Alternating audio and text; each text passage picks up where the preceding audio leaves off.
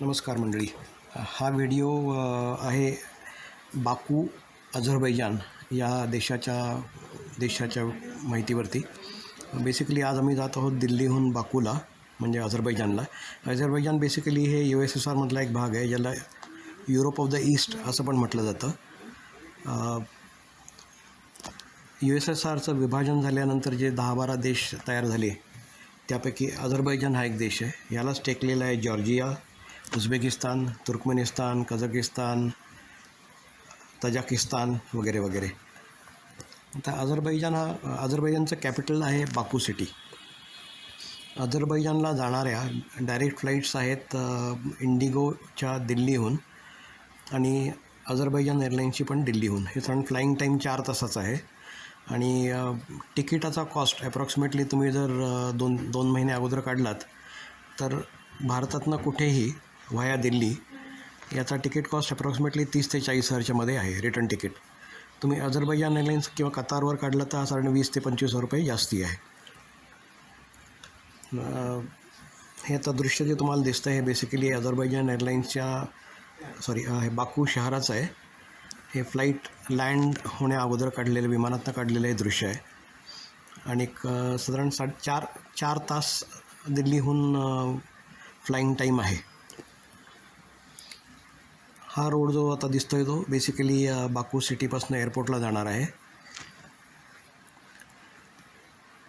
आता बाकूचं तिकीट तुम्हाला जर जायचं असेल तर तुम्हाला विसाला अप्लाय करायला लागतो, ज्या विसाची किंमत साधारण 2,200 रुपये आहे. तिकिटाचा खर्च 30 ते 35 रुपये पर पर्सन आहे. हॉटेल्सचा रेंज हा साधारण भारताच्या एवढाच आहे, काही फार महाग नाही आहेत. मग तुम्ही एखादं 5 स्टार हॉटेल जर बुक केलं मॅरिएट किंवा त्या रेंजमध्ये तर ते 10 ते 12 हजारच्या रेंजमध्ये तुम्हाला मिळू शकतं, जे भारतापेक्षाही कदाचित थोडंसं स्वस्त आहे.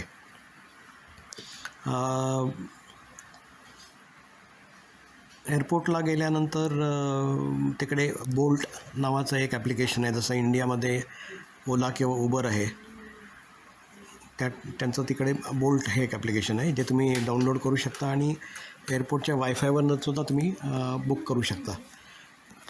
साधारणपणे एअरपोर्टपासनं प्रीपेड टॅक्सी त्याची सिस्टम नाही आहे, पण बोल्टनी जर केलं तर 12 ते 14 मन्नात हा सिटीमध्ये जायचा खर्च आहे. एक मन्नात ॲप्रॉक्सिमेटली 50 रुपये आहे. म्हणजे साधारण हॉटेलचा रेट किंवा रेस्टॉरंटचा रेट हा जवळपास भारता एवढाच आहे. म्हणजे जसं युरोपमध्ये गेल्यानंतर आपल्याला तिप्पट किंवा चौपट रेट द्यावा लागतो कुठल्याही गोष्टीला. उदाहरणार्थ पाण्याची बाटली ही सिंगापूरमध्ये 1 लिटरची बाटली 50 रुपयाला पडते, युरोपमध्ये 80ला पडते.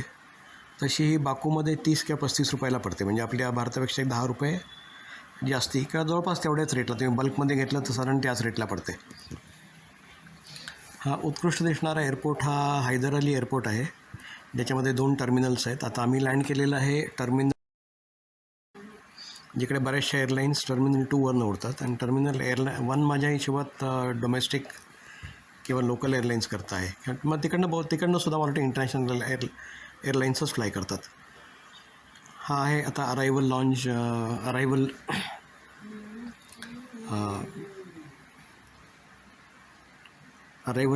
हॉलकडे आम्ही जातो आहे. आता जाताना अगोदर मला इमिग्रेशन करायला लागेल. इमिग्रेशन करता लागणारे पासपोर्ट, बोर्डिंग पास, तुमचा विसा आणि कधी गरज असेल तर ते हॉटेलचं रिझर्वेशन तुमच्याकडे आधी विचारतात. साधारण फॅमिली असेल किंवा ग्रुप असेल तर जनरली विचारत नाहीत. आणि अझरबैजानचा प्रोसेस इमिग्रेशनचा हा अतिशय फास्ट होता. म्हणजे आम्हाला तर लिटरली 2 किंवा 3 मिनटं लागली इमिग्रेशन क्लिअर करायला. हा एअरपोर्टचा भाग आहे जो अतिशय सुंदर डिझायनिंग केलेलं आहे आणि टर्मिनल 2 जर तुम्ही बाहेरनं बघितलं तर हा एखाद्या राजवाड्याचा लुक त्याला त्याने दिलेला आहे. उत्कृष्ट फिनिशिंग किंवा अतिशय आकर्षक असा हा एअरपोर्ट आहे.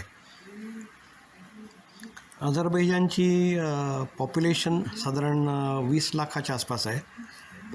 म्हणजे भारताच्या तुलनेमध्ये अगदीच नगण्य पॉप्युलेशन आहे.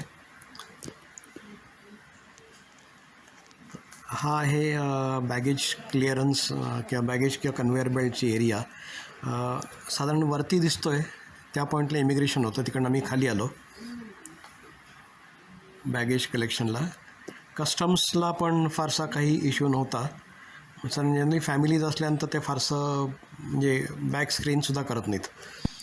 आता एअरपोर्टच्या बाहेर आल्यानंतरच हे दृश्य आहे. समोर आहे तो कार पार्क एरिया आहे, जिकडे तुम्ही तुमची गाडी किंवा टॅक्सी किंवा तुम्हाला जो पिकअप करायला आलेला असेल माणूस, तो जनरली प्लॅकार्ड घेऊन उभा असतो एअरपोर्टच्या आत. आता जो समोर माणूस चालला आहे तो आमचा टॅक्सी ड्रायव्हर होता, जो पुढचे 4 दिवस आमच्याबरोबर फिरणार होता. आता हा आहे टर्मिनलच्या बाहेरचा बाहेरनं दिसणारा भाग. आणि हा अतिशय आकर्षक असा आहे टर्मिनल 2. हा टर्मिनल 1 आहे. परत साधारण एक 100-200 गाड्या राहू शकतील एवढा पार्किंग एरिया आहे आणि खूप व्यवस्थित प्लॅन केलेला एअरपोर्ट आहे हा.